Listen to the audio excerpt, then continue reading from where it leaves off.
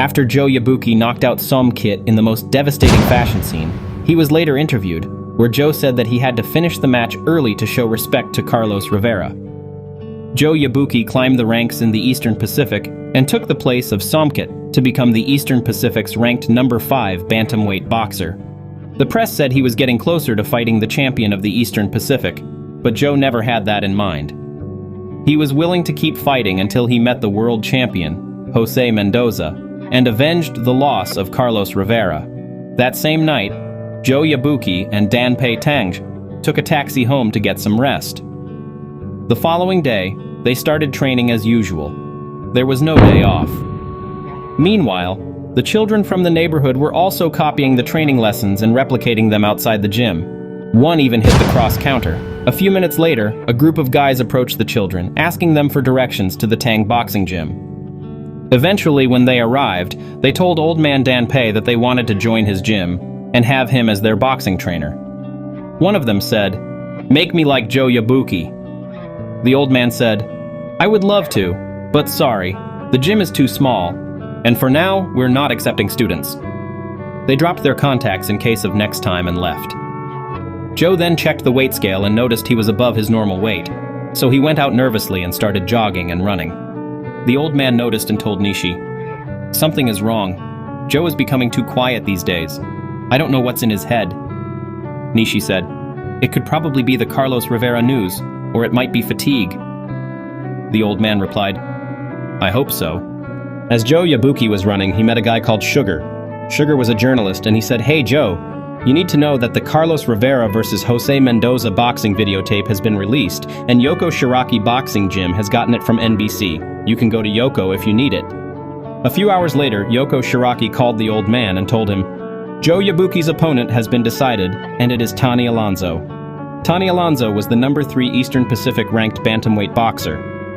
So, Joe was about to fight again after beating Somkit. However, they were not going to tell him that Yoko was the one who arranged the match, so they were keeping it a secret.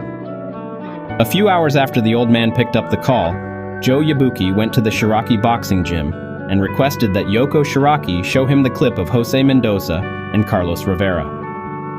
Before he started watching, Yoko said, "Joe, don't worry about me. I've watched the fight over 10 times. You need to watch it alone so you can digest the reality of what actually happened."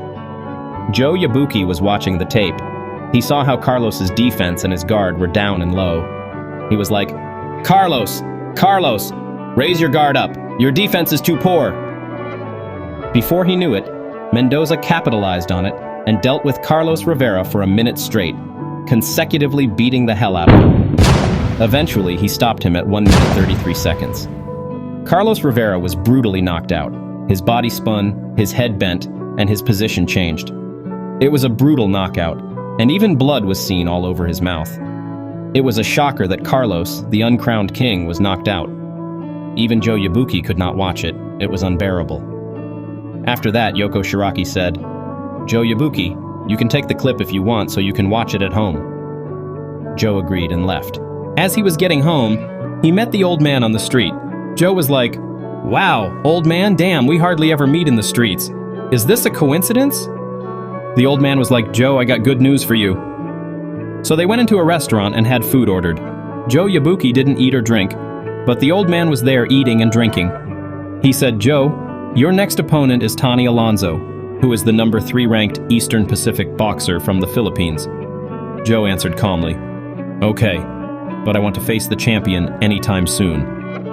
The old man continued, "Yeah, Joe, if you beat him soon, you're going to face the Eastern Pacific champion."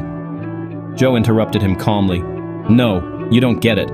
I want to fight the world boxing champion, which is Jose Mendoza. I want to fight him for the belt and avenge the loss of Carlos Rivera. Because if you see what he did to Carlos, it was terrible. I have to really destroy Jose Mendoza." The old man was anxious hearing this because he knew how deadly Mendoza was. After that, Joe Yabuki went home. When the fight between Joe Yabuki and Tani Alonzo finally came, the press knew that Joe was clearly the favorite, as he had already destroyed the number 5 ranked boxer. Joe Yabuki showed little to no emotion in the ring. As the bell rang, Joe went into the fight getting dominated as he wasn't focused. Tani Alonzo was beating him and even knocked Joe down, He stood up at the count of 9 and was like, "I'm ready to fight, this time for the sake of Carlos Rivera." That fire and focus came upon Joe. He started punching repeatedly at Tony Alonzo against the ropes, not giving him any space to breathe. He kept attacking with ferocity from all angles. Eventually, Tony Alonzo was left paralyzed, hanging onto the ropes. The referee said, "Stop!" But when they looked, the boxer was already knocked out. He was unconscious. Joe Yabuki was given the win by KO. He had already knocked out the number 5 of the Eastern Pacific Division, and now he knocked out the number 3 of the Eastern Pacific Division. It was clear that Joe Yabuki was getting closer to fighting the Eastern Pacific champion. And soon, every step he took was leading him closer to Jose Mendoza. But the road was still far, yet Joe was still focused on his goal.